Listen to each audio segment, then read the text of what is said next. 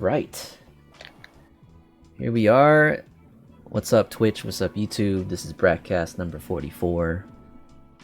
Nice earlier start today. We got Deji here, and hopefully Tom will join. And yeah, today we're going to talk about, I guess, the hot topic in the last week or so. That Kyle Rittenhouse trial. So, this was also, you wanted to suggest this too, Deji. So I'm curious as to, like, you know, have you been following it? How much do you know about it? What's up? So basically, what I know about the situation is, this was during a BLM protest, and this kid, Kyle, had taken an assault rifle and crossed from one state to another, Okay. and then shot 3 people, and I think 2 of them died.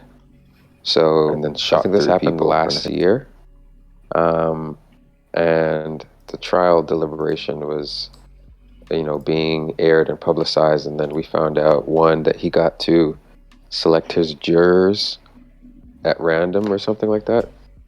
Okay. But there was footage of him, like, physically, like, putting his hand on the thing and, like, you know. And then, yeah.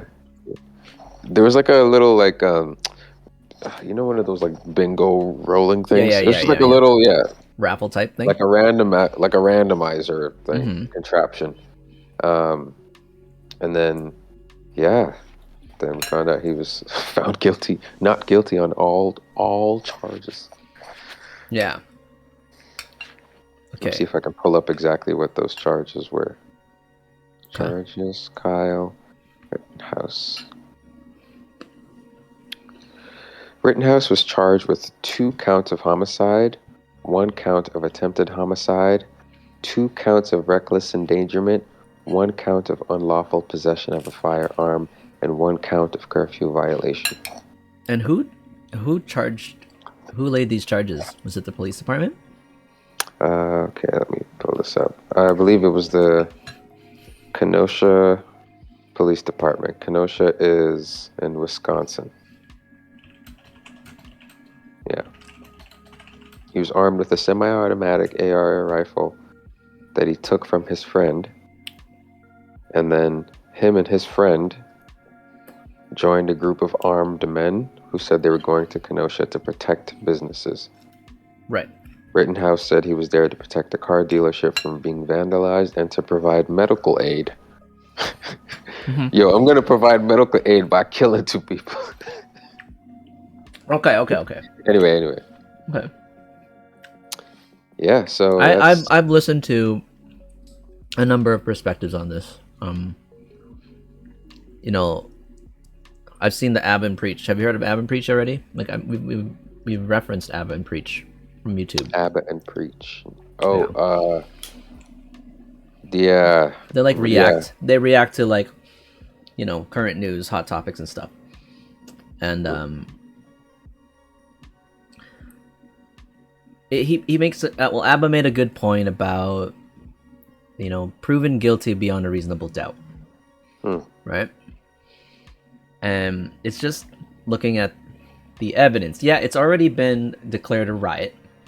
Also, too, apparently, you got to kind of look at the Kenosha, right? Like the small town kind of community of Kenosha.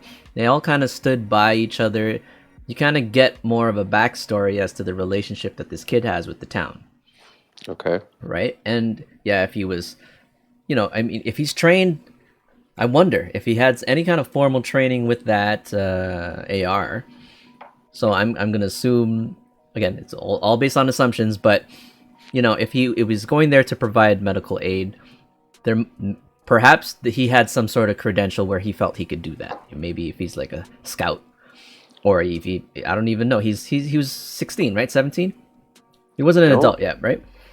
Yeah, he was 6. I think he was 17. Yeah, but don't take my word for it. But I want to say, I read somewhere that he had, like, no training.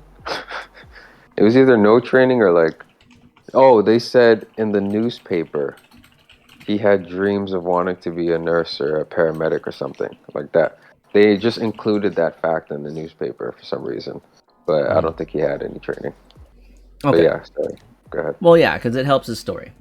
Yeah. And in terms of like picking the jury upon random, I mean, juries are random to begin with. So I'm trying to understand what the, where you got that news from and why the narrative seems like it was set up there, jury wise. Okay, hold on. So let me pull up the details of that. Jury random selection. Kyle.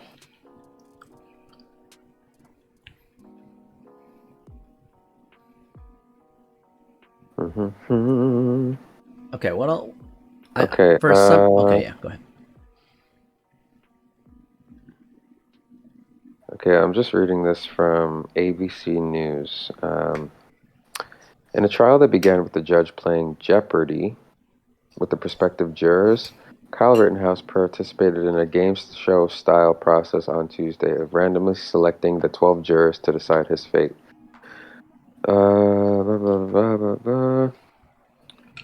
Just after 10 a.m., the 18 members of the Kenosha County, Wisconsin Circuit Court panel who heard evidence in the nationally televised trial of the 18-year-old had their juror numbers written on pieces of paper and placed in a metal raffle drum, which a clerk spun with the crank of a handle. Judge Bruce Schroeder then instructed Rittenhouse to draw 6 numbers from the tumbler in a process that is a standard practice in Wisconsin. The teenager, seated at the defense table and dressed in a blue suit, reached in and pulled out 6 numbers one at a time.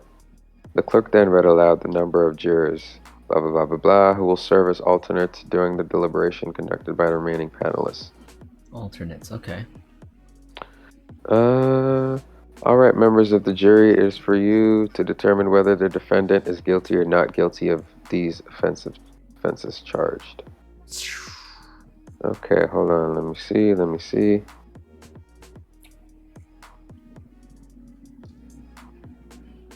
This is a long-ass article. Well, yeah, but don't worry. You don't have to read. But what was the narrative that you got from that? Like, you felt that it was fishy because did you feel like it needed to be more, like, less random? Like, if it was random versus... Or did random feel sarcastic?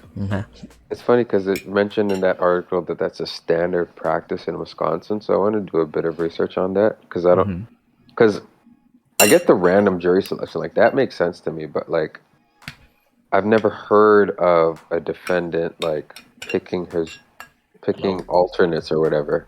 So that's what I'm not, like, sure about. Like, is that standard practice? So that's like once that was like posted on social media and on like news sites and stuff, that's when people were like, okay, what's going on here? Okay. Yeah. What's up, Tom? Thanks for coming. We can't hear you right now. I see your green light, but I'm not getting any of your audio.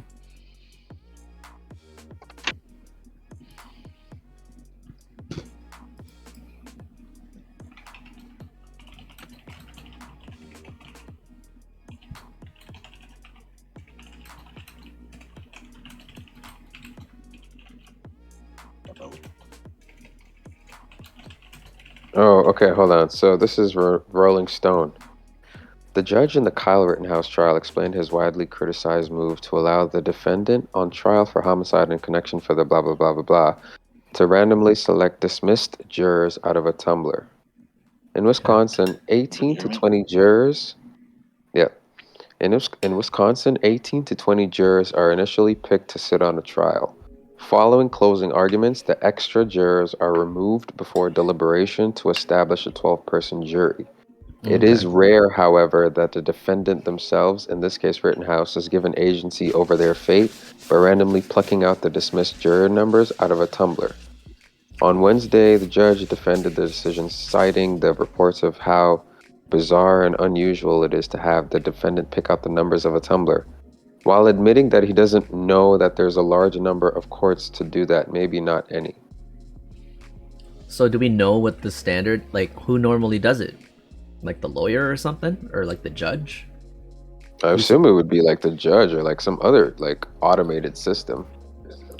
What do you know about it, Tom? Do you know about this whole I'm jury gonna selection look thing? up a bit more. Wait, can you hear me right now? Mm-hmm. Yeah. Okay. I was A just little trying quiet. A little quiet. Okay, But yeah. I'm just trying to adjust everything here. How about Okay. now? Say Is that something. better? Yeah. Yeah, that's good. That's good. I don't know how to. Okay. So Tom, just we already introduced, so we're gonna talk about Kyle, the whole trial, and I was going to. I have the feeling that you probably did the most reading and research among us. So maybe. And so in that case, also I wanted to know if you'd be cool to share the summary of this whole thing that you know of, if you could share that, like your understanding based on of what you've read. When he was arrested, or the whole fiasco that led up to it. The whole thing, your whole story as to how you've reached a perspective about it. Like why do you've obviously have this opinion about all of everything that's come, and then within the last verdict of the last week, and I just want to know everything that kind of led to you to have this perspective. So the first thing I'll say is that based on what I've seen, I agree with the decision. Let's get that. The evidence does show. I know evidence that I've seen, and what the prosecution forgot to do was check before they laid down the charges, was to see the video out there, and we've all seen the video, right? I thought, yeah, we've seen the video saying that this guy went out there to shoot people, when we know that's not true. This rioting's been going on for how many days already? So right. And he's not the only person with a gun out there. I know that for sure. Yeah. Okay. Yeah. Number two, if he wanted to shoot somebody, he could have unloaded all his clips, all that, way before. It was only we see the footage of him being chased. Now, if he wanted to shoot someone with an AR, he would never even be chased. He would take out who knows how many people before anyone got close to him. He tried to say stop, all that. You see all the footage, all the running around. He got hit first, skateboard, knocked down before he took shots. The videos I saw. So the thing that I've been hearing about is that the white supremacy thing, which I'm still don't buy at all.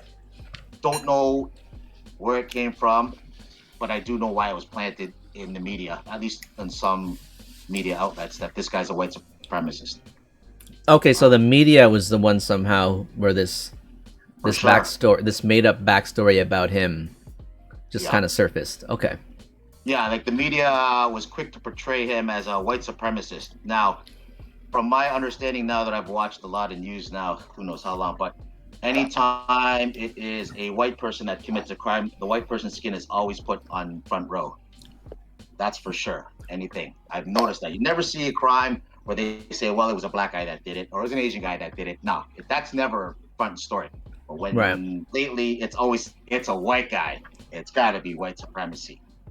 That's the narrative that a lot of media does try to portray, and I don't buy that at all. Like, is it like CNN? Like, is this where you got it from? Oh yeah, CNN, MSNBC, some of the left-leaning media, and I watch it all. I even watch news from other countries' reactions, like Australia, all of our common partners, and they think the way I do in a lot of cases. So,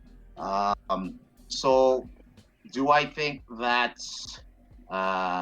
when it came to the jury section and all that, see, a lot of people don't realize that's a Democratic state. Okay. So it was a Democratic governor that instituted that judge, right? He's a supreme guy. Okay. So he's a Democrat. He's been there for a long time. He's a Democrat. The prosecution guy is a Democrat. And if it was so racist, why didn't he pick 12 minorities to go up there? Yeah. On the thing, right? Yeah. That's the funny thing. People think that people forget which lines are. If you dig deep, that's a very democratic state and instituted by a Democratic governor. Okay. Because they're the ones that institute the judges and all that. If you want to go into history, by this time it shouldn't even be a concern. But since everyone doesn't know that and immediately thinks it's a whitewashing and all that stuff, then I'm gonna just kind of I want to premise all three of us in terms of like how we were introduced to the story. So for you, when was the first time you learned about this story? Well, as soon as it happened, I've been following that whole thing. So since last year. Yeah. Since the event, BLM. Okay. Yeah. Deji, how about you? When did you first hear about it? So I saw a picture of Kyle with a rifle at that protest, like while it was happening. Yeah. And I was just like, oh shit, what the hell is happening here? Mm-hmm. And there was this whole like outrage online because people were like, oh, if that was a black male, he wouldn't have they would have shot him on sight type thing. But then Yeah. like I think Yeah. you could see like police officers like around him and shit, maybe even telling him to get out of the way or whatever. So that was like my first introduction to it, and then I didn't pay any mind to what happened after that. Yeah. And then last week or 2 weeks ago, or was it last week? That's when that whole footage of him doing crying. the selection came out, Oh, and then selection. him crying, okay. and then him crying and all that, and then then we heard the other day that he was like, let go. So. And I also heard about the pedophile thing, that the people he shot, like one of them was like a pedophile or some shit. Okay. So I've been paying attention to this in fragments, so I don't really know like the full, Okay. So and I wanted to just use this as an example of how, let's say, mass media and even like social circles might react to the story based on at which point of the story, which point of history they kind of jumped onto the story. So I'll be completely honest, and I was introduced to this story 2 weeks ago when Mike he posted in the chat the video of him crying when he was up at the stand and they asked him questions to recount what happened, and he broke down. And when it was sent as a link, and then the initial kind of perspective that was included with that sharing of the link was that it wasn't believable. Like the way he cried wasn't believable. Hold on here. Big man Benny Harvey, thanks for joining. Rosenbaum molested 5 kids, including the of a 9-year-old. Okay. Yeah. I respect the facts in the chat, so thanks for that, Harvey. So I want to say already it was kind of placed like, okay, this white kid is on trial and he's crying, and it's being premised that it's not believable. So this is all I knew. I didn't know who he was. I didn't know what happened last year. I knew obviously BLM riots happened last year. So I clicked the link. Ask you that. Sorry? Isn't it funny how everyone's concerned about this one guy with a gun, but no one's talking about the chaos that was already happening? Yeah. We'll definitely get into that. I'm just gonna explain in terms of like how my mind kind of shifted from like not knowing anything at all to now having to form an opinion. So then I watched the video of him going from answering questions to then breaking down, and I believed it. Like I just based it, his body language, his sound of his voice, and I was like, yeah, you know what? It wasn't pretty. It's not probably something I've ever really seen when people get choked up, but I'm gonna believe that it's authentic. And that's all. And then I read some comments on YouTube, and a lot of people were siding with him, like they were supportive of Kyle. Do you know why that was very powerful? Most guys on that chair will not get on the stand. They'll just refuse to get on stand? Yeah, they won't let them go. They won't let them go on the stand. In high profile cases like that, they will not let him be his own witness. That's how the defense knew that case was, the charges were bogus. I'm not saying he can't get charged for anything later. Who knows? But the self-defense thing, they knew that they had that locked. Mm-hmm. Because most guys, if you ever watch some of these court cases, you'll never see the defendant on the stand. Yeah. Right? It's a tactic, but that's how sure they were. That's why a lot of the information where the prosecution made a mistake was that they didn't even know that they assumed he shot black people when those charges were laid out. Right. Okay, was the mistake of the this- prosecutor. This is okay, because this was I found this interesting where, I mean, this is again the first time I heard of it way later, after everyone else already knew kind of the details. But in my brief little Google thing, I'm like, what is this guy? Who is this guy? If it were black people, I would feel like that would be on the headlines a lot. Like everyone would be like emphasizing that on the headlines. And, But they, yeah. but Oh, the but they're- people he shot, eh? yeah, the people he shot. If the victims were black, that would be huge on BLM. Like it would be all over social media, but it wasn't. So not that I did much digging, but in my head, since it wasn't emphasized, I automatically just assumed that that the color didn't matter. And I guess I leaned. He was a white guy. It was a white. He probably shot white people. No, because if it were black victims, it would be a thing. It would be a thing. Like, Yep. So I'm taking on that role of anyone else who jumped on the bandwagon after this whole thing got hot again when he's cried on the stands or the jury selection. They didn't really follow it since last year. So yeah, Tom, go ahead with like the backstory. So leading up to the key thing right now is that Yeah. I've noticed is, like I asked you earlier, most people don't even know the predicate of where all this started. Like, people don't even know the victim that got shot that started the riots. Yeah. Right off the hop. Like, they don't even know why. But it was a guy named Jacob I don't even know. Jacob Blake? But, yeah, and that was the whole reason, right? He got shot in the back and he got paralyzed by cops. Now, does anyone know why the cops were there? Is it during a protest? No, this is what started it. Okay, so the guy that got shot by the cops, that started the riots. Mm-hmm. Because the cops didn't get charged. The reason why is this guy has warrants out for his arrest. That's one. Okay.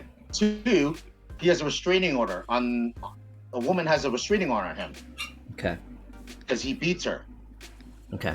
He went to that lady's house. Oh. Okay. Yeah. That's why the cops were called.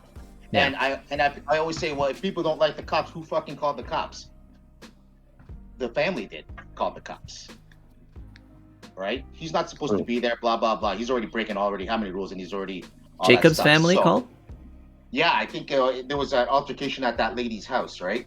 Okay. Because that's what happened. He got caught there. He's not supposed to be there. Mm-hmm. And he's supposed to charge with other stuff. So he's, but that was the weirdest thing. That got swept under the rug now, right? It's all about Rittenhouse and the because white then guys. it became about the protest. Yeah. Is that, you're damn right you made it about racial. You flipped the script and now we're talking about white supremacy against white victims. So I don't know where the white, I don't know where that lands now, but I laugh at that. Okay. Okay. So the protest happens because Jacob was shot and killed, right? Nope. Oh, he didn't die. No, he didn't die. Oh, he was shot. Yep. With apparently from what you've described, it was kind of like just means he was something. breaking. He already has warrants for his arrest. He's hiding, running away, and he crossed. He was within 100 yards of the woman that put the restraining order on him. And so they shot him. Well, it's because he had a knife in his hand, and he wouldn't. Oh, listen. so he was a threat watch too. the video. Yeah, Watch yeah, the yeah. Video, judge for yourself. Okay, So- okay. Okay, so but that inspired a protest Correct. during the BLM, Correct. season, Correct. and and so then this riot's been happening for a few days. You said, That's right. 6 And- days. was it at this point? Were the authorities It was already? chaos, man. Authorities were already told to stand down. But yeah, that's right. So Okay, so it that's the is funny kind thing. of a So citizen. Anyone could have gotten shot. Anyone could have gotten killed. We don't really know how many people were injured in these riots and stuff, but they're, I guess, very low profile. But there were gunshots going off, looting going on, things getting burned, Mm-hmm. and it's just irony that of the whole focus is that some part of the media is pitting it that it's all because of this Kyle Rittenhouse kid, which So they're not even really. So, related. Tom, so for some reason this Kyle guy is is charged for two murders and one attempted, right? That's right. That's why they lost. But you just said enough people were already shot and like injured and all that stuff during these 6 days. But we don't hear about it. Okay, so yeah, who laid the charges on the kid? Prosecution, obviously. So it was the cops. Yeah. Like the footage was out, and then. Yeah. No. Would you say the problem? See, they didn't see the footage yet, and they charged him with murder, and they didn't even know that the victims were white. That's why they screwed themselves. But who? But that's what I'm trying to figure out. If no one saw it happen, who's laying the charges? Sorry. That's right. So the prosecution, they fumbled the ball. So prosecution, we're just understanding is the law enforcement. Law enforcement. Well, the prosecutor, yeah, like the like didn't the victims of the family of the victim say something? Like were they the ones who pressed charges? Like the families of the victims? Okay. This is as political as it got. They charged this guy quick because it was a white guy with a gun, and no one, the prosecution didn't know that it was white victims. That's how stupid it got.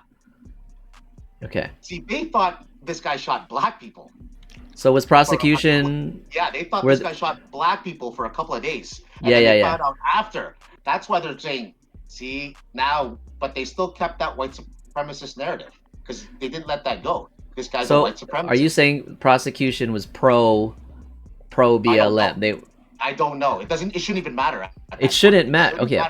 Shouldn't matter. They went with the facts that they thought they had or assumed, and that's what got them. That's what lost them the case. Mike's saying that people died, and there was a video of Rittenhouse shooting, and then so he got arrested the day after that. Yep. Okay. So, are you saying though that just from the video of him shooting and people were dead, he was taken into custody? He got arrested, as Mike said. So without further details, prosecution decided to. That's right. To charge him of murder. Right. Okay. Without even looking at the fucking tape. Without evidence, without any kind of investigation. That was the whole thing for the first 2 days. That's why everyone's going, this prosecutor is. I don't know if you've seen it, but they're saying this prosecutor's kind of, he's fucked it up. Okay. Yeah, who is this? Do we know who this who this prosecutor is? Is he profiled like? No, well, he works for the state, right? He's a state prosecutor, so he's Is he white? Is he black? He's white. He's white. Okay. He's white. And he wanted somehow for this to be a story about BLM? I don't know. Again, but that's what the media outlet. That's why I'm saying, where's the white supremacy? Yeah, I don't get it. I need to know where the white supremacy is. So you're saying at this point there was a story and they went with it, even though there wasn't any supporting. No. Okay. Even right now, when I watch people like on The View, because I need to see all the people that I hate and see what they have to say. It's like, come on, man. Joy Behar, all them, they're still trying to pin now people. I taped it. They're sitting there going, now 2 races are have to watch out because now this is like a green light for people to shoot white people. Now, when did you care about white people getting shot there? Joy Behar, like Jesus Christ, like who cares?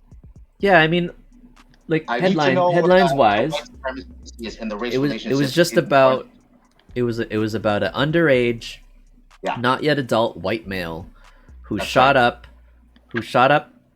and killed men during the protests. Yes, in self-defense. That's right. But during the protest, they never placed kind of emphasis on who the victims were. It was about him. No one knew for a couple of days. Right.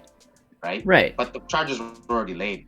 So at that point, when they did find out, did it change any kind of the narrative? Like no. Yeah. No, it didn't. That's why you hear this guy's a white supremacist. Even the president called him a white supremacist. Like I think that's hilarious. So doesn't that mean that the president also didn't know the story? Yeah, I would think so. The president doesn't know anything. Yeah. Sleepy Joe there. Oh, he's sleepy all the time. He needs a comforter. Okay, so Mike said, I think it's fair to arrest a guy that killed 3 people. I agree. Even 100%. In self-defense, killing people is serious. I agree. He dropped his gun, boom, they arrested him. Yeah, I completely agree. Arresting is fine, Mike. under arrest, you know, for investigation, interrogation. That makes sense. Like he'd had a weapon. He acted on with his weapon. Even though have you seen the video?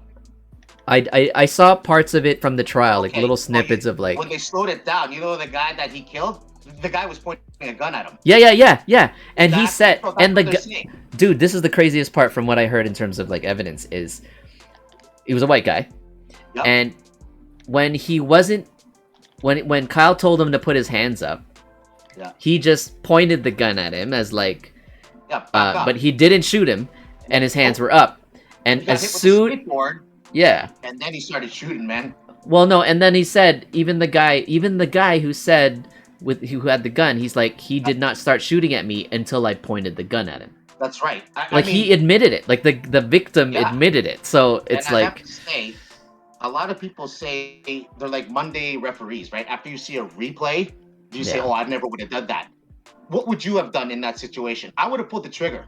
I'm telling you right now, if I was crazy enough to be there, you need a gun to be there. And if people are attacking me, you're telling me I'm not. That's the thing. I wouldn't have gone, and I wouldn't have gone at all. Let alone bring a gun. Yeah. I would have pulled the trigger. Yeah. You know, I would have pulled the trigger. Who's dumb enough to attack a guy with an AR? He's not hiding it. Yeah. It's not concealed. That's for sure. He pulls a handgun on him. Yeah. Are you stupid?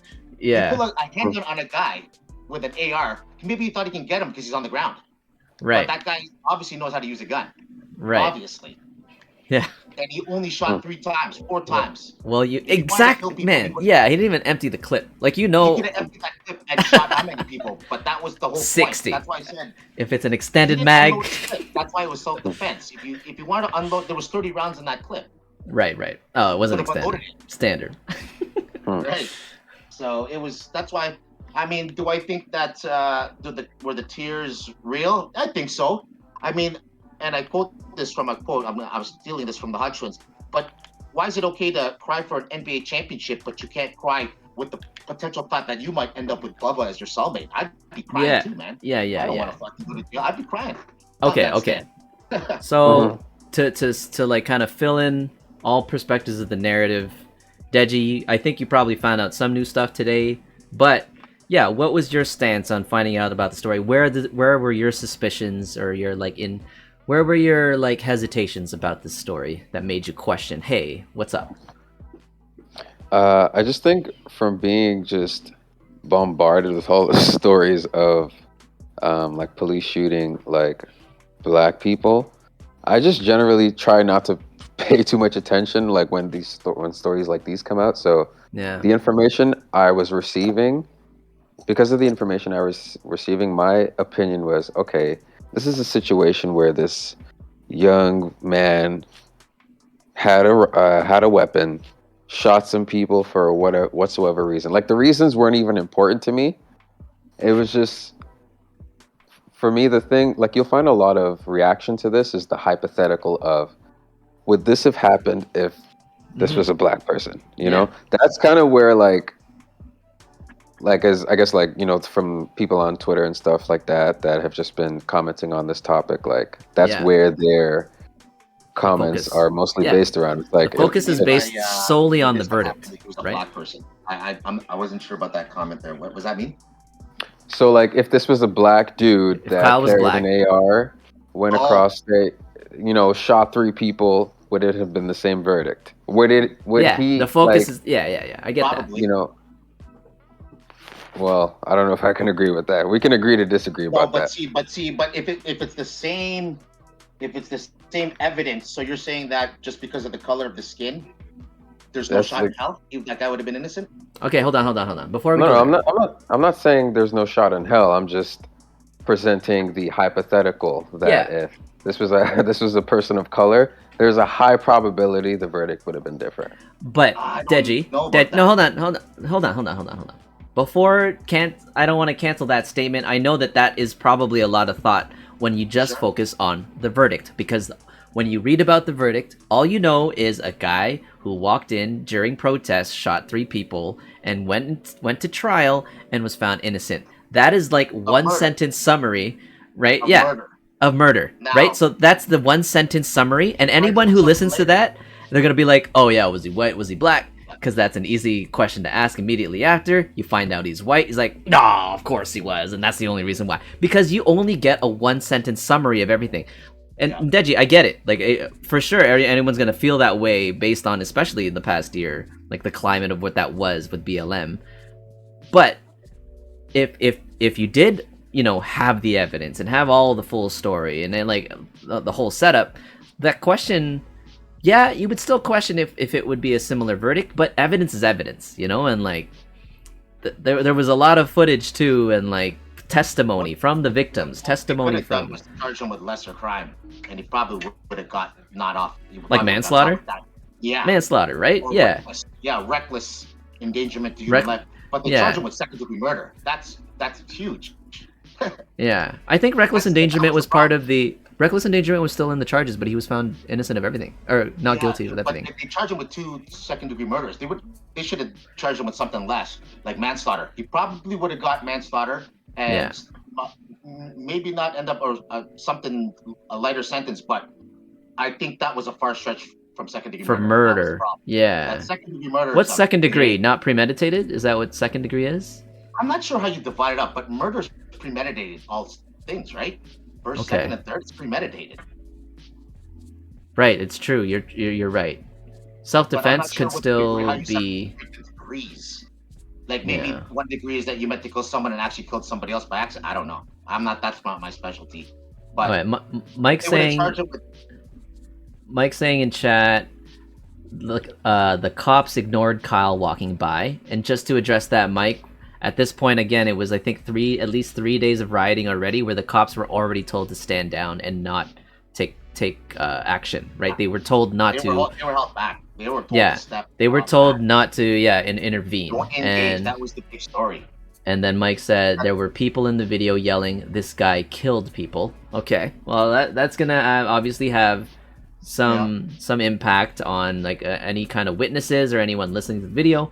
And he didn't even get arrested till the next day. No, he was arrested on that spot.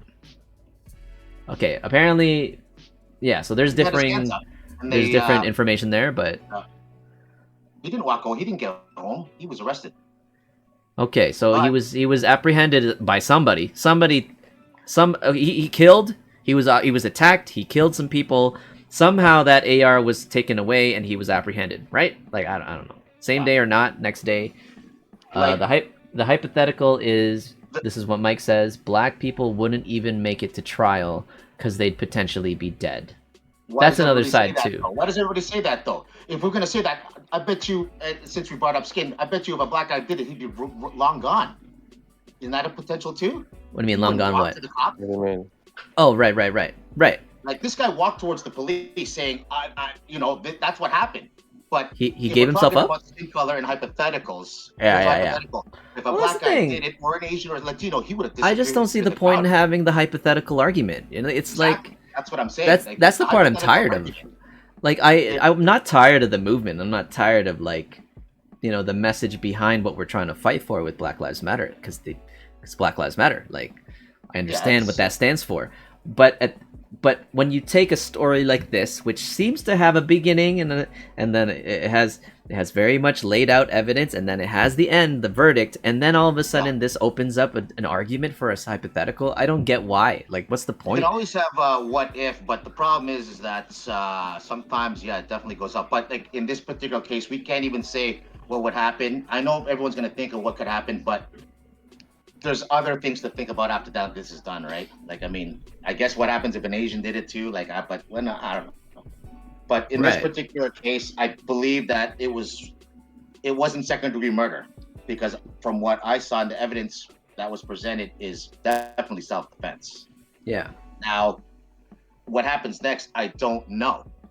Like now, stemming into this bullshit that just happened, the guy who ran over the fucking people at the Christmas parade the day after in Wisconsin, right? Yeah. And then some people have the nerve to say maybe this is karma. See, that's how people think, right? Like karma. Holy fuck, okay. That's how you think, just because I don't like if Rittenhouse got freed, I guess you think that this is karma? Okay. See, that's how weird it gets. Like I don't know. It's But I'm still trying to find, and no one's been able to tell me, is like, where is the race angle of this and the white supremacy? Do I think that um, the whole movement in the beginning was about race? Yeah. But in this particular instant, why does it have to be labeled? This guy's a white supremacist. That this guy will have this stigma with him for a long time, even if though he's innocent. Remember that. I don't know. I don't Oh associate with yeah, it just because of a media tabloid will headline, try. you know? That's why this guy will probably sue. Okay, hold on. Mike's saying too, the hypothetical was there before the verdict. Yeah, you're right. But I'm not denying the fact that all these questions probably stemmed up right when the incident happened. What if? What if? What if? But that's the thing though. It's all what ifs though. Like you're dealing with something that actually happened. This is the race of the accused. This is the race of the victims. Somehow, here's the weird part. Like you're saying, prosecution made this whole thing of like, all right, let's get him for murder without even knowing, the race. This is made into a racial story, but we don't know.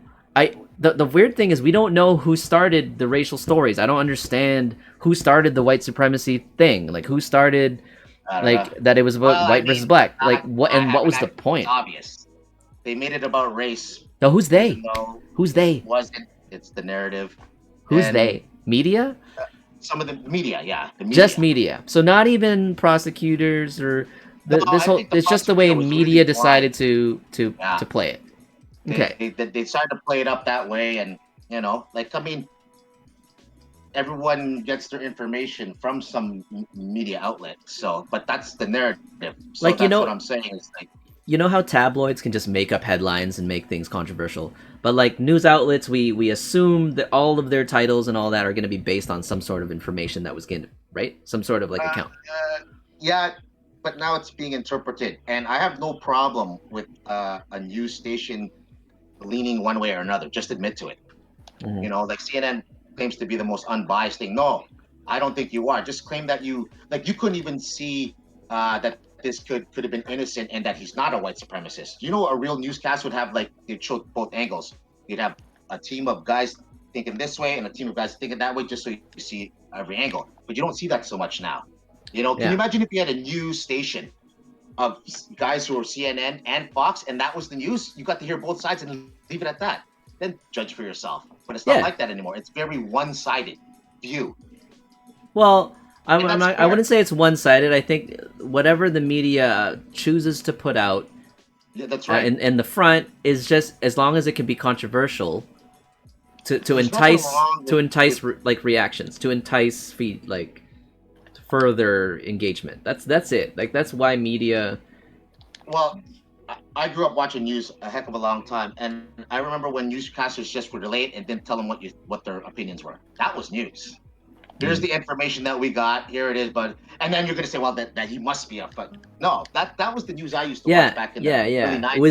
It was just fact listing, right? Yeah, just fact listing. Yeah, exactly. But now, and then you had specials. The thing is now media personalities now have now they have reputations. Now they have they have influence, right? Because they're who you'll see on TV.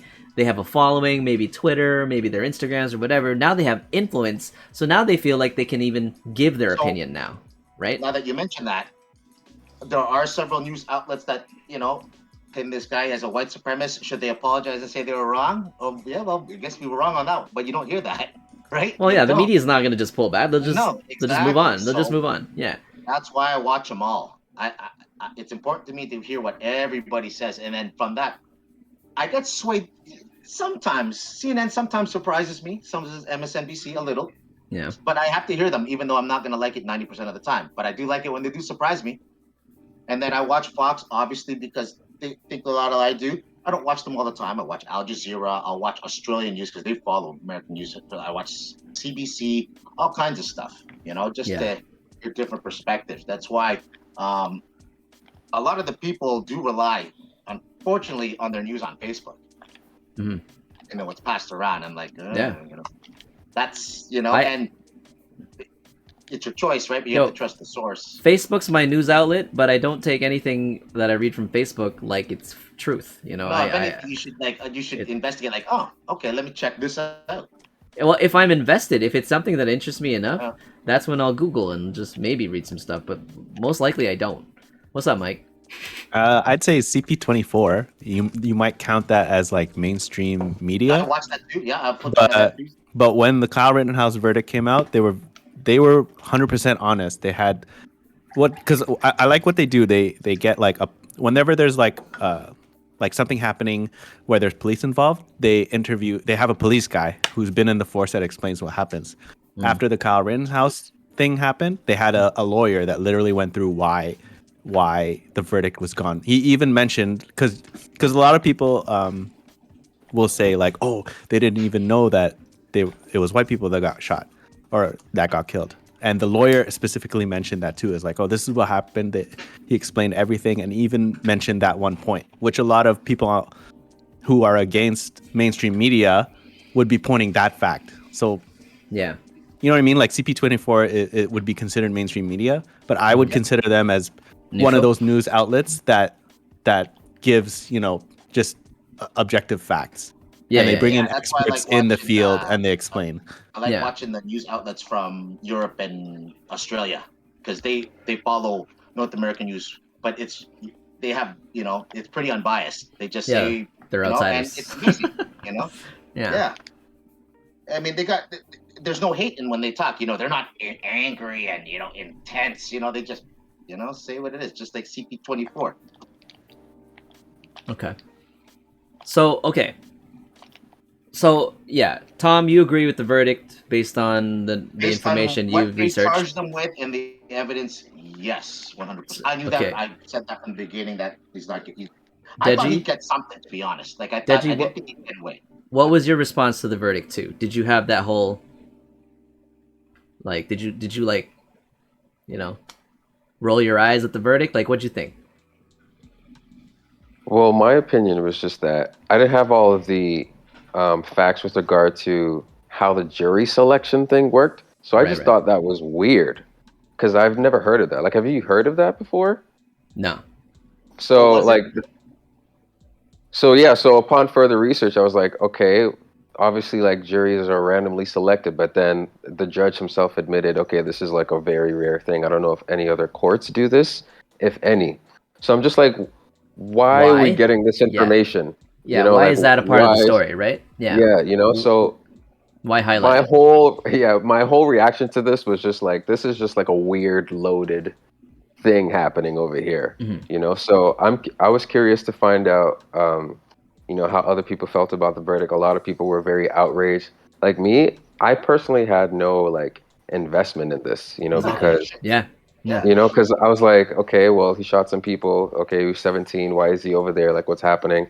The whole thing was just a mess, right? But you have to wonder. Like, you just have to naturally wonder, oh, well, I wonder if this scenario would have been the same if, the dude looked like me type thing. Right. As far as, like, you shot 3 black people? It doesn't matter. Like, but it has to matter. It does. So if the hypothetical all of a sudden involves color, it needs to involve color on both. Even before he got to the shooting. That's what I'm talking about. Oh, before like all of that, like, would he have been allowed to just cavalierly, walk around? Even though I think the story was there was mad people there that were armed. We don't know like what they all look like. It's just you have to wonder, right? Well, at least people that look like me wonder. So let's just But as far as like, okay, he's innocent, he's guilty. I was like, well, all right, cool. So it makes you okay. So let's look at just that scenario of even just having a civilian out on the street on after a few days of rioting where authorities were told to stand down. Would other individuals holding ARs in the open had been apprehended automatically? Is that what the stance is? Is that what the question would be? Yeah, and just to throw this random bit of data out there, because I was listening to another podcast where they were also talking about the same thing.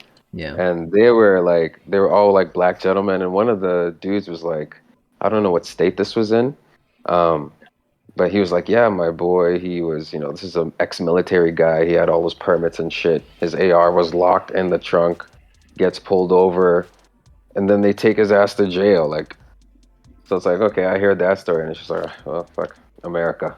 Yeah. Moving on. Yeah, Because, that's kind of my stance. It's just America moving on. Yeah. But but the thing is that, remember, we just already established that these cops were told to back down.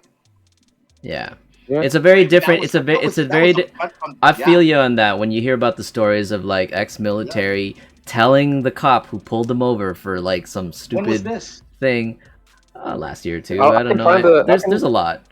You've heard one? I've seen videos of it on YouTube. Like a guy, he's like, I have a certificate for concealed carry. You can see the documentation here, and then some of the cops will be like, oh, they thank him for his service. They look at the documentation. They don't even ask him to reveal it. I've seen that too. Yeah. But others will be like, okay, we're gonna have to get you to step out of the vehicle. You got to tell us where this is, and it's like out of protocol because of based on experience that they've had. So now they're taking these extra little steps that normally this guy would not have experience, but because the cop was white and he was black, it adds this whole narrative. So yeah, I've heard that too.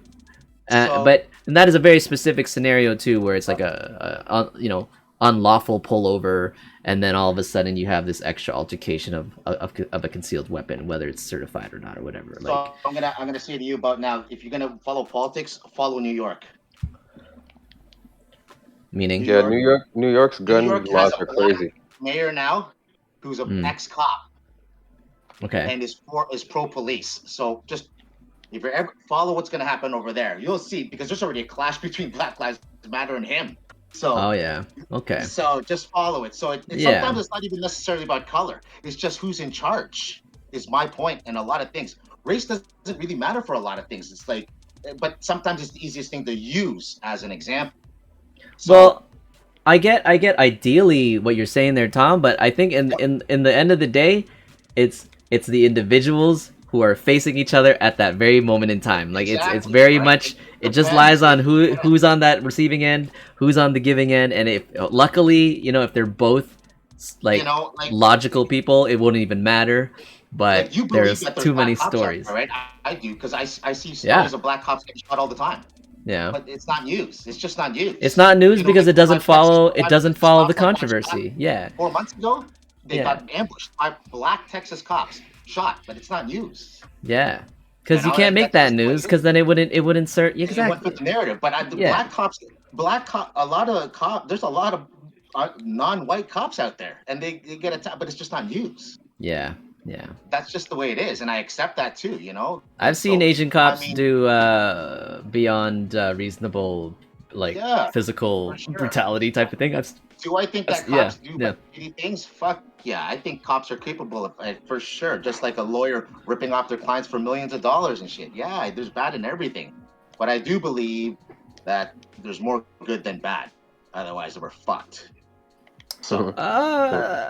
Yeah, you know what? I'd have to say that. I've never really put it in that light. There's more goodness than more good than bad, because if it was more bad than good, we wouldn't be in the state that we're in. No, this would be the Philippines or something, man. Yeah, it'd be bad.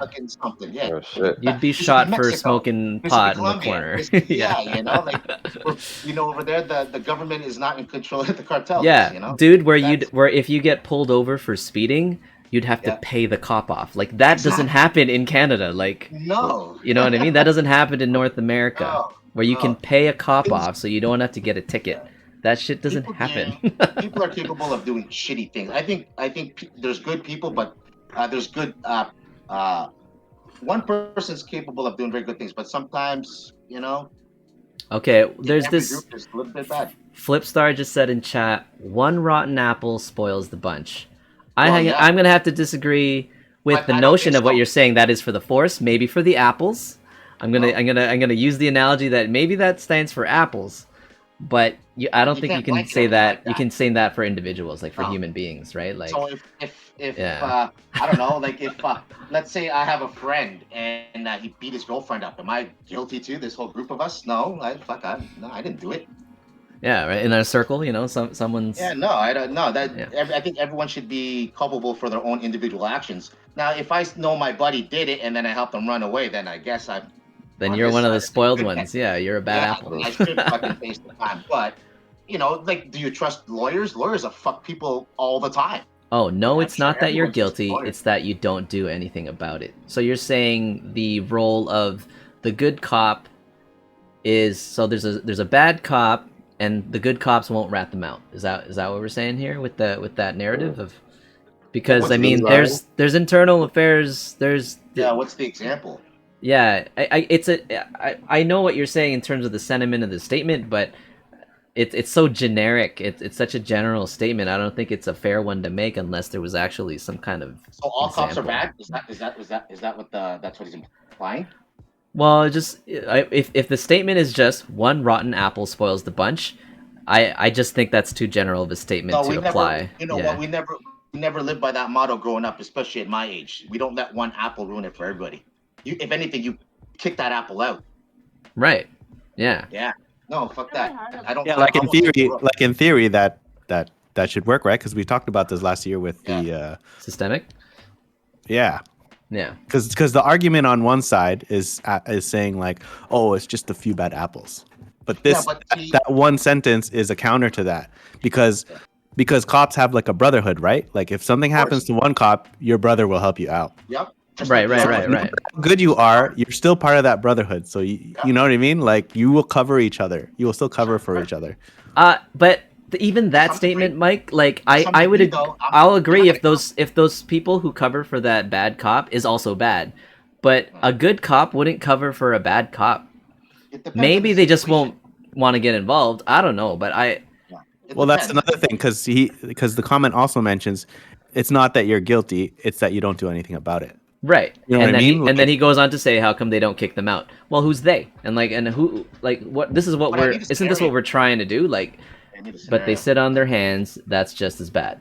Okay. Well, Okay, I Was that get a now. It's easy for us to lay this on the blame of those good ones who aren't doing anything about it, right? We're playing the blame game, and then you also hear I've heard these too, where you have these good cops where they're threatened, where their livelihood, their families, and all this is threatened, that they could not just lose their job, but they're like they could attack the family and it's or what is it So, like? was that a comment? Well, that's the thing, right? It's on Because chat, it's on we're chat. not blaming them for not doing anything. We're explaining why and what is happening. You know what I mean? It just how the cops have a brotherhood in itself and how they cover for each other. That in itself sort of says something about So how What about the even government? I get where you're things getting are the that way from they too. are. So, but Mike, where did you get at that? The whole brotherhood thing. Where did you get that? You never heard of the blue line? No, dude, I get it. Blue I Lives get Matter, it. you Right? know, You're they just all- you're gonna say I get it. I get you know, it. they get trained That's together. that's you I know. basic. They're Yeah. a team. Yeah, they're you put go in to groups. Marines, like yeah, they're Yeah. all Marines, like firemen, dude. ambulance, There's a same whole thing. like mental Fraternity. aptitude test where they want Fraternity. people who just automatically just who take orders, who like follow orders. Like there's this a part of the examination or like this aptitude is just are you the type of person who will follow orders and who won't question authority? And those are the types of people they like to hire. Well, yeah, right? you don't want. You don't want someone who is self governing. You want someone who just follows authority. And this is a profile of a cop when you're hiring. So, you know, do we like are we saying then what's like the solution needs to be a restructuring of the whole rehiring process? Are we saying that you just have to kick the bad ones out and the rest of the good ones should be good? Like it's easy to just be like this is what's happening that's bad. This is bad. But what's the proposition here to fix it? You're saying they just sit on their hands and do nothing. So it relies on the good cops to be the ones to fix the solution. Like what's the solution? Well, Well, even if I don't have a solution, like it's good to know and try to figure out what is happening first before you can, because even right yeah. now, a lot of people are denying that, you know, even people are denying that it's a thing, that there's an issue that nothing needs to be solved. You know what I mean? That is ridiculous to me. And anyone who thinks that it's okay. No, that things I are think okay. Yeah. there's always room for improvement. Yeah, well, think about what the original thing was when we're talking about the apples. If it's just that one apple, it's easy to fire that one and everything's okay. But it's is not, that though. really exactly? So, Yeah, but was he's this a saying comment one or was apple this spoils the your bunch. comment? Was this a comment or was this your It's a comment I on don't the know. chat in Twitch. Like Okay. there's people on the chat in okay, Twitch okay. sharing these things. Okay, Yeah, and we're reacting to the I comments. didn't know where it was coming from. Yeah, Okay. yeah, yeah. So, like, So- what I'm saying is that I believe that for the most part, there's the intention of the job is definitely for good. But yes, there are people that manipulate that and use it and for bad. But that's in everything. That's for not. everything. But that's not an explanation. I know what you're saying, though. It's like No, it's but that's what I'm unfortunate. saying. It's expected. Yeah. So what Yeah. I'm saying is, do I blame everybody? Because there's a hell of a lot more fucking financial guys who fuck people over than a fucking cops have. But no one seems to worry about that, right? There's bad in every industry: lawyers, doctors, teachers, priests. You know, all kinds of shit. Yeah, well, okay. So, well, one of the proposed answers is defunding police, right? People. That's bullshit. No, I know, Tom. I know where you stand on that. 100%. Are the others in the chat or in here right now, or even in chat? Like, Yeah. What are people's opinions about defunding police? You Like, defund the police, I'm gonna go rob people and I'm getting a gun. 100%. I said that some woman in my class said she doesn't like cops. I said, so you don't think cops should be around? Give me your fucking wallet right now. What are you gonna do? all right, Tom. Okay, I get it. I said I knew where you stood, and I'm just gonna ask. And I'm not even I'm curious, like Mike Deji. I'm not even that crazy. What is but your there what are is your crazy stance people out on there. defunding There are police? crazy I don't people think out it's there. I don't think it's the I don't All think right, it's a sound I'll give you solution. I'll give you my stance on defunding the police. Okay. When I was in Hamilton 2 years ago, I was just driving down Main Street and I saw two police officers. These two motherfuckers were like, they must have been like 6'8", easily like 220. I was like, look at these buff motherfuckers. And they were like, you know, they had their two police cruisers there, and I was like, yo, if cops like actually did what they were supposed to do, we would like be in such awe of them, because like you're literally supposed to protect and serve, and if that's all they did, we would all be like, yo, do you want a fucking free coffee today, sir? Like, you know, that's how it should be. So that Yeah. whole defunding the police thing, it didn't make sense to me. Like, my thing is like, yo, the training process, the whole education, like they need to make sure these guys that are going into these roles are highly specialized and get highly like paid for this position. Yeah. 'Cause it's a high risk, like you're putting your life on the line. So you should have that, like you should be going through some fucking like doctors or like military style like Navy SEAL shit, you Yeah. know, Yeah, but or like they depending can't on the enforce that. depending on the They- area you're in or whatever. Like if you're just doing traffic, then whatever, you don't need as much training. But if you're in like a high crime neighborhood, you should be getting paid well. You should be getting trained extremely well. You should be training like 6 hours a day type thing. That's You right. know? There's shortage of police. So yeah, Yeah, man, it's fucking. You know, they can't find cops in Detroit. Do you think there's a correlation there? They're trying to Right. pay these guys over $100,000. There's a shortage of cops in Detroit, and So- come up with the reason why. Okay. It's dangerous. Okay, like, and I do understand too, like, even right now, I'm gonna say that it is an attractive profession to be financially, financially. Yeah. financially to be a police officer. That's Sorry, right. before I go on about this, Mike, do you want to share? Do you have any kind of a stance on defunding police? Like, what do you think about that? I think when the George Floyd thing came out, I just like Deji, I lean more towards like training. Like these cops need to be trained better. Yeah. Like Way to better, learn- yo. Yeah, like training is. You know what the thing is? What, they need some wait, kind of Tom, wait, education. just wait. Let's let Mike finish. they just need some kind of education on how to deal with these situations because they escalate like way too fast. You know what I mean? Like I know they always have to. That was brutal. Wait, that was Tom, brutal. That guy was an asshole. Just wait. Yeah, Let's let they- Mike That finish. was an asshole. They deal- That video makes me sick when I saw what that cop did. 100%. Oh, that's on what I Floyd. mean. On Floyd. They're Yeah. always in these. They're always in these like high tense situations, but you can't always use that same high intense reaction for all. Mhm. I saw the evil Yeah, of that like- cop's eyes. Like we are made to believe that for a police officer to respond, we are made to believe as civilians that their prerogative is de-escalation first. And I don't think it is. I don't think that's actually what they're trained to do. Depends. But that's what we're made to believe, I think, as civilians, that this is they're trained for that. And as I said too, I do surveys for national statistics and stuff like that. And a lot of these cop ones do ask our stance on should they be, should they have some sort of psychiatric training too, Of course. Psychology and sociology. I'm pretty sure I don't, but they do have to get psych evaluated.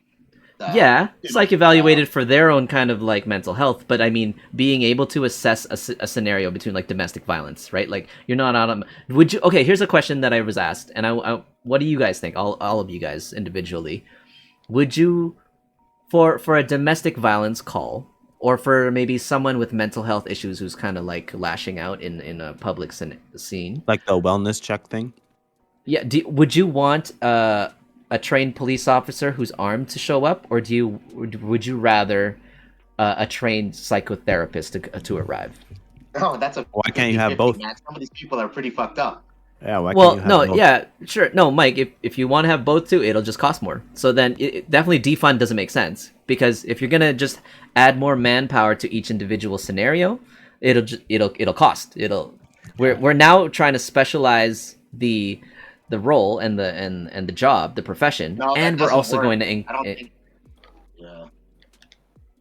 They had that vote in Minnesota, right? Where it all started, and most of the public, they wanted to reduce the police force to a specialty public something, and it got voted out by the fucking state. They're thinking of doing it. Yeah, they're thinking about it too for Canada. Yeah, no, it won't work, because you know what? You can't predict crazy. What do you want me to say? You can train all day long about what to do with a guy has a knife. But man, sometimes they say there's two people there and there's a knife. What do you do? You don't know. Crazy's crazy. If it was that easy, then we wouldn't call the police. But unfortunately, there are crazy times. So there has to be some type of training. I agree with the both answer, but what I'd rather have is that the one individual can do both. I would rather the one who can do both. What's that? But aren't those two different divisions? Well, that's the thing. Right now, to be a cop, you don't even need further education. You can go up from high school. I think you can go from high school, take a test, and if you pass the test, you can train to be a police officer. And I don't think it should be that way. If we're thinking about the most important people in society, the highest paid people in society are doctors and lawyers for the most part, because they deal with the people. Well, yeah, dentists and cosmetic surgeons. Yeah. But for the most part, the people we value the most and held to highest pristine are people who have to go through a lot of years of school to be specialists at what they know, and because their responsibilities, they're responsible for the lives of other people, not just on the operating table, but the lawyer could very much. Man. What's that? They're paid by their clients, man. This is a public servant job. Cops aren't. What do you mean? Doctors in surgeons in Canada serve you, really, dude? That's healthcare, man. That's. Oh, you're just talking about Canada? Well, in this scenario, there's private cosmetic guys out there and shit. Oh yeah, we're not okay. Like I said. So yeah, so are you thinking too that's even part of the solution, that we take police officers, we take crime control outside from public control and put that in the private sector? Should it be in the private sector so it has more money? Where? No. I do think the government needs to be involved. It's the justice system, but I do think with defunding makes no sense. I think if someone wants to be a cop, like a kid, I want to grow up and I want to be a doctor. I want to grow up and be a lawyer. I want to grow up and be a cop. I was like, okay, well then you're gonna have to go to police school, med school or law school or all this stuff, which is after university. You have to have a committed amount of time for all this to be developed, and studying for you I to don't be know about specialized. that. You don't think it should be specialized? No, Because Well, think I'm about not it. okay. No, I don't mind it being specialized but to ask a kid to go through general, like it's a different argument. It's like, is the 4 years in university worth it for a cop? Like, if you can have just like 6 years as a cop or 8 years as a cop in cop school, that's fine with me. But to put a kid through But dude, some liberal arts why is a university doctor degree, yeah, so why is a doctor why is a psychology, doctor more philosophy. why is it warranted for a doctor and not a cop? well, I don't know. well, this is my question too. Why do doctors have to do that? Yeah, exactly. I don't know. You know, because you're Because putting them through the investment you're yeah, asking 'cause- them to take like electives for this degree that they can have any degree. You know what I mean? Like other countries, you can go to doctor school right after high school. Okay, and that's fine too.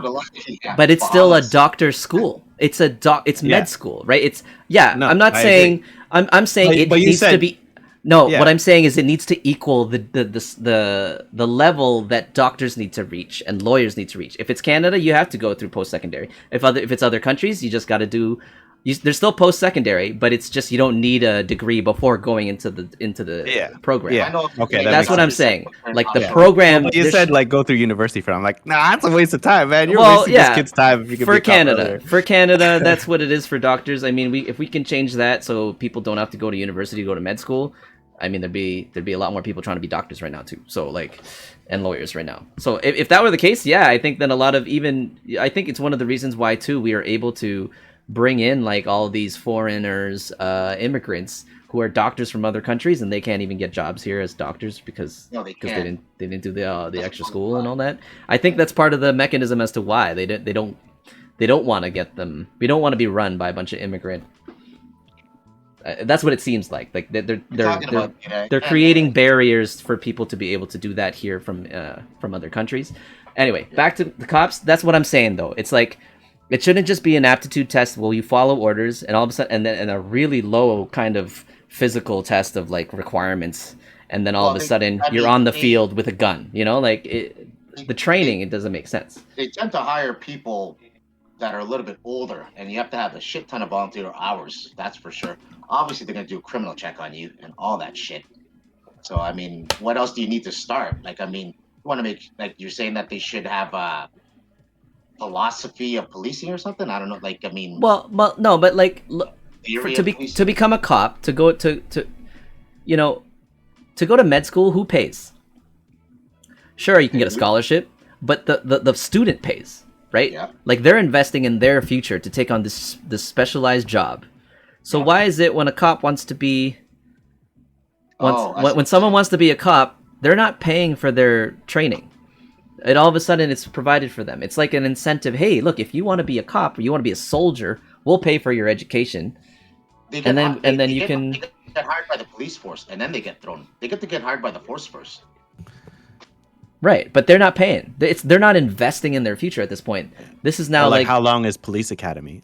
Like it can't be that long. Exactly, because they're on the field pretty quick. Yeah, wouldn't it make sense to have like a dedicated police?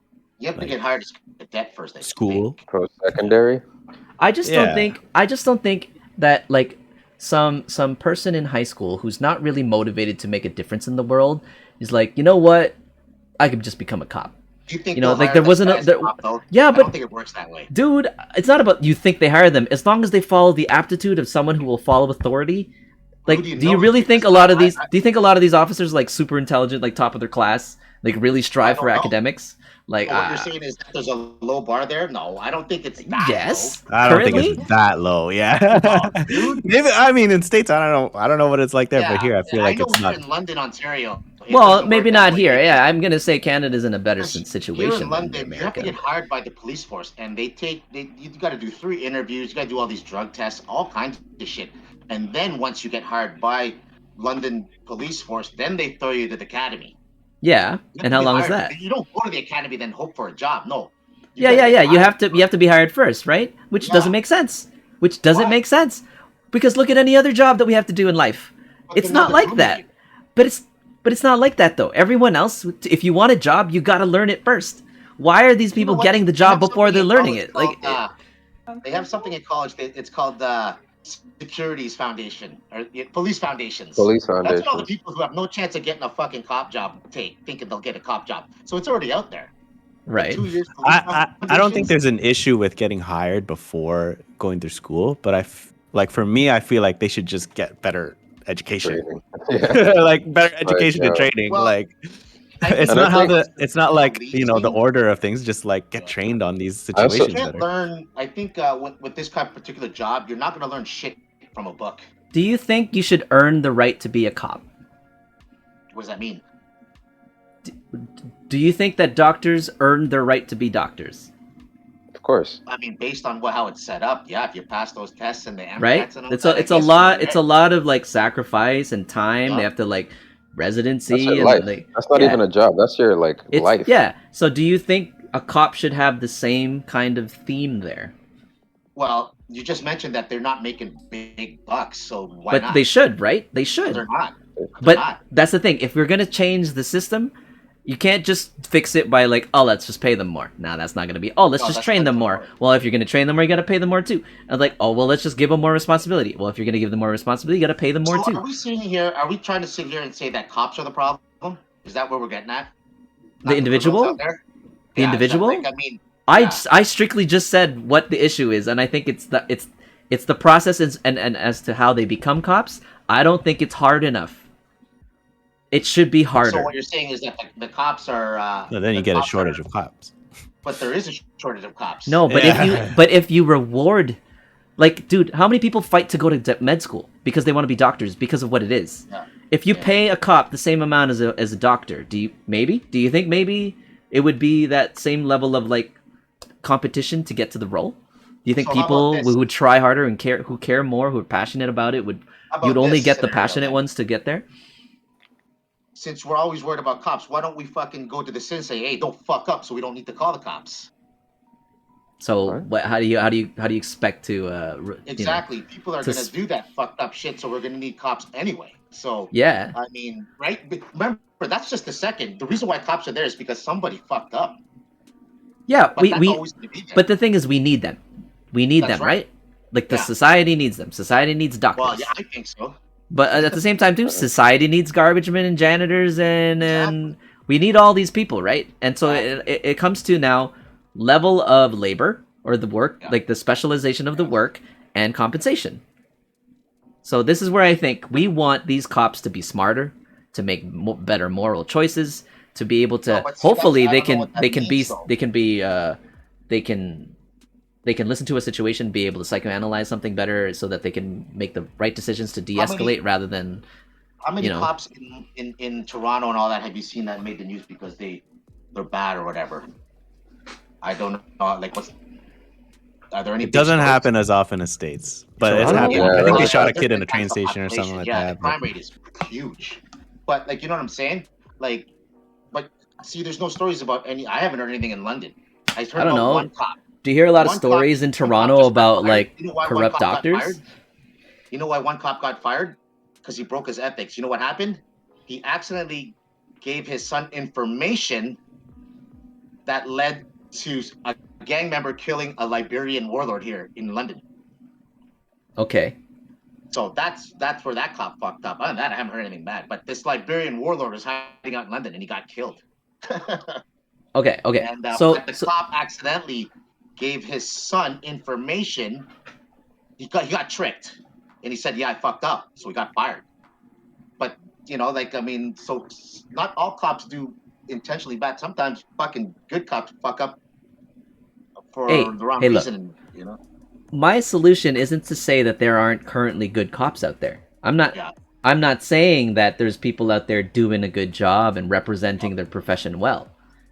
I'm sure there are, as you said. Majority of them right now are good. Otherwise, we'd be fucked, right? So, but to address that bad apple, the rotten apple, to address the systemic failures where people are going out there with racist bias, racist bias, man, right? Like, and to people who go out there who will like just crack under pressure and all of a sudden pull out their gun when they don't need to, when they just lack that, maybe, I don't know what it is, mental fortitude, so they don't have to draw a gun, right? Yeah, like, but that's training. That's what training does. Like that's what the army. But does that happen in Canada? Are we talking about Canada again? Well, dude, it's got to be the whole world. Like you can't just fix one country. No, but you can because you want to be an example. Yeah, you want to be an example. It's way different in the States than it is here. And why is that? Is the system of hiring different? No, it could be a number of factors.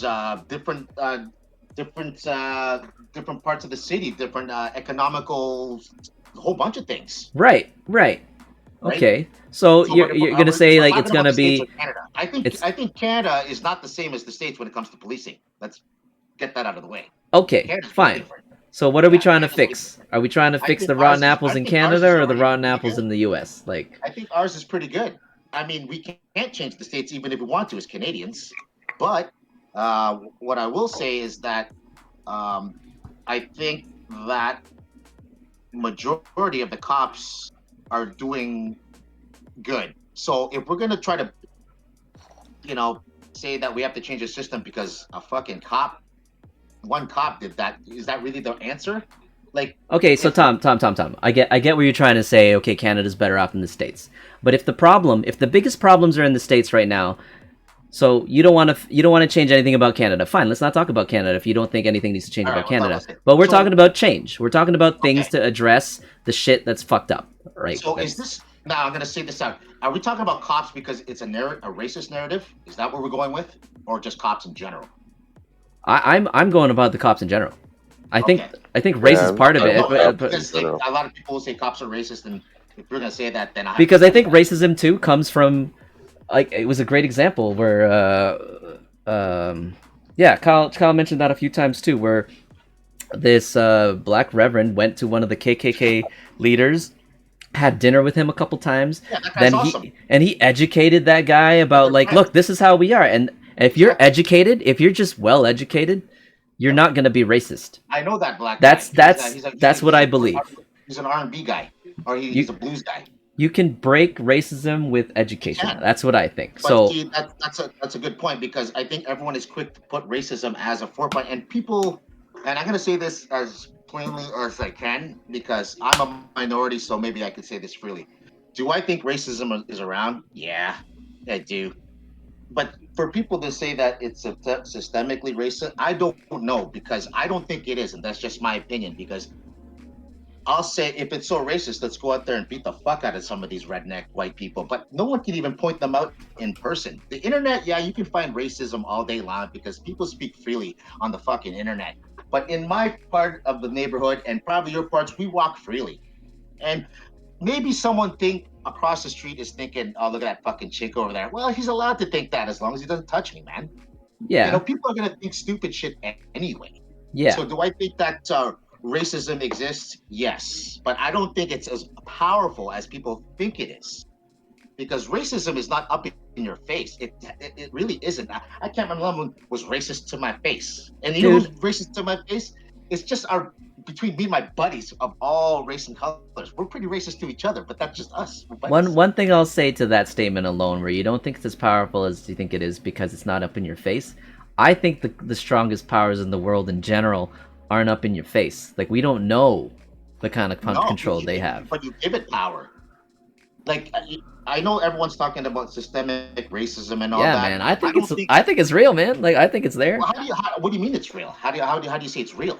Well, dude, if it existed, I'm gonna answer your question. I'm gonna answer your question, so you can. I'm gonna answer it, okay? Like, if it existed, because of course this was a time where it was very much racially run. Like the country, the whole, even just coming over from Europe, taking over the natives and like taking the land, was about establishing like assimilation and all that stuff. Man. But if you build laws, you use that as an example. Yes, I can, because they're still in the laws. No, you can't say that right now. What? Okay, if we're talking about I was answering your question. Somebody made a boat, right? Someone somehow made a boat, bro. Legislation was made. Sir John A. Macdonald. This is the whole fucking orange thing that people are like trying to reconciliation now. Like, all of this shit happened. That's part racism too, dude. It might not be white and black, but it's racism still. right? Where you are forcing assimilation on a peoples who don't look like everyone else that are coming in to colonize. So you have this in law, and then all of a sudden you bring in other immigrants, Chinese laborers, African laborers, and so now we've introduced more racism into the system, but you want to keep them for labor, and that's why we had racism in North America for so long. And these are in laws, and these are you saying where we are now? Are you saying where we are now? You're saying there is absolutely no trace of that remaining in laws now? You that's what you're thinking. After laws here that are there that it's not even applied anymore. There, of course, there's plenty of laws, but I'm There's- talking common sense wise. Common sense? You're scared to walk. You're scared Dude, to walk the street. you can't say common sense is your solution as to why the government is still the way the government is now. What about the government? Like, you don't trust the government, do you? No, there's some governments. I don't think they should have as much power, but you Okay. still need a government. Well, you don't think they should have as much power. Why? If you trust them and they're good with what they're doing with the power, Well, that's why then election, right? Because everyone Exactly. elections have to bring in some new faces. Yeah, Otherwise you we'd be want- like the Philippines with fucking what's his name there Right. for 30 fucking years, Right. So you're saying, we're still unhappy with the way this country's kind of being run. There's improvements, and Compared to what, that's though? been a process. But that's So been a are you process. saying- That's been a process that we've been trying to improve as a country, improve our democracy, improve how we're looking at the way we should be governed, because we don't look that like Canada now doesn't look like Canada 100 years ago, 200 years ago, right? Impossible. You're right. Okay, so So how is it racist? Because everybody loves to come here. I didn't say it was racist, dude, but I'm saying that there's still racism in the system from where it was built, dude. System is Red zoning. You have to give me an example, because do I think racism exists? Yeah, I think there's racist tendencies, but are you telling me that's got more power than fucking us, the good people? Look at that. I can Dude, walk we around have the no street, power. You think democracy gives us power, but as an individual, no, we don't have power. So We have when to was have the last power time in you felt numbers. racially fucking offended? But dude, like, you knew about zoning, last right? week. Did you hear about red zoning? Last week. What's red zoning? So, the example that I learned of was in the States. I don't know, but I'm gonna assume probably it was kind of adopted here too in certain areas of Toronto when it was young. But based on a zone and an area, like the banks were only allowed to grant loans to those who were white. So Sure. that this I'm sure area that- in this neighborhood would only be white. And That's right. therefore I'm sure that others did happen. others would be forced to go to this area that would only be black. And then you get this whole I believe that happened. Is it Oh. happening now? what? Like with Is it the happening now? I housing don't know. pricing, you still think that's like how first time No, owners can't even afford. Now? Is it happening now? Well, what I don't know. Do I don't know? know Do I have? But you're telling me. Well, that's what I'm trying to say. You think that if it existed before, there's no way that happens now. You're just saying just because of common sense, it shouldn't exist now. Do I think that someone Even didn't get even hired though because of nobody color addressed skin? it yet, nobody Yeah. even like admitted Do I to think it. Do I think that someone didn't get hired because of the color of skin? Yeah, probably. Probably. Does Okay. it happen more than not? No. Fuck no. Okay. Fuck no. So are you saying Fuck it's no. solved? Are you saying No, that it I'm not doesn't saying it's exist not. I'm saying anymore? nothing's going to be perfect. But see, what you got to.